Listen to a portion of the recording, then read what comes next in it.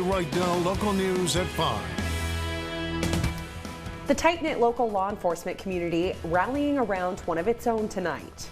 Plus, for tonight's Hometown Business Spotlight, we check in with Stephanie Muniz. There she is at Jesse's Smokin' Hot Meats. What a name for a restaurant.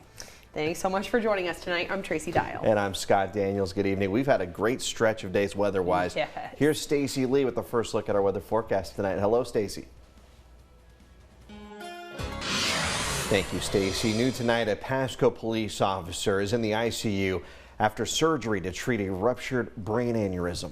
Ashley Nanfria joins us live to tell us how he's doing and what the rest of us can do to help. Jeff, just one of the nicest men out there. We certainly wish him and his family well. Terrible predicament. Yeah.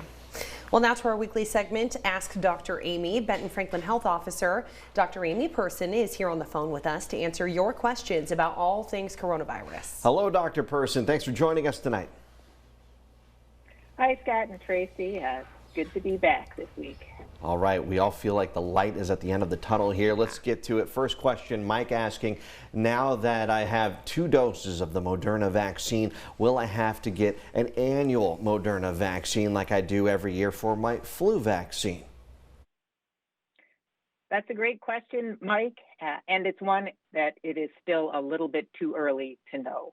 We do know we're seeing variants of the COVID-19 virus and that companies are altering their vaccines to be more effective for those.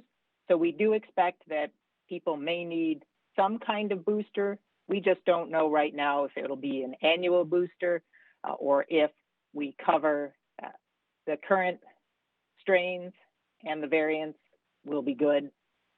Absolutely. And our final question tonight is from Judy. She says, my husband is in a long-term care facility that has had no COVID cases among the residents. Everyone there has had the full course of COVID vaccines, and I have as well. Why am I still unable to visit with him? Any idea of when the guidelines will be changed? That's a great question, Judy, and I know this must be such a difficult time not being able to see your husband. Latest of COVID vaccine news. President Biden saying the U.S. will have enough vaccine supply to vaccinate every adult by the end of May. The news comes as the company Merck will join competitor Johnson & Johnson to produce its vaccine. And big news for Washington. Teachers and child care workers, you are now eligible for the vaccine. Governor Jay Inslee made the change following President Biden's directive to prioritize teachers and child care workers. Expect the Phase Finder tool to take some time to reflect those changes, but you can start scheduling appointments with providers right away.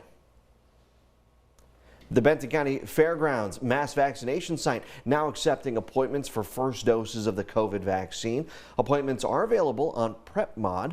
If you can't register for an appointment, visit the vaccination site in person, but bring proof that you qualify for the existing phase. There are also second dose Pfizer vaccine appointments available as well. Pasco Wendy's customers seeing charges from the fast food chain, even though they say they haven't been there for months. Veronica Barriga investigates. More gorgeous weather to get us through the work week. Stacy Lee will have that full weather forecast for us right after a quick break. Plus, we got to talk more food. Our hometown business spotlight at Jesse's Smokin' Hot Meats.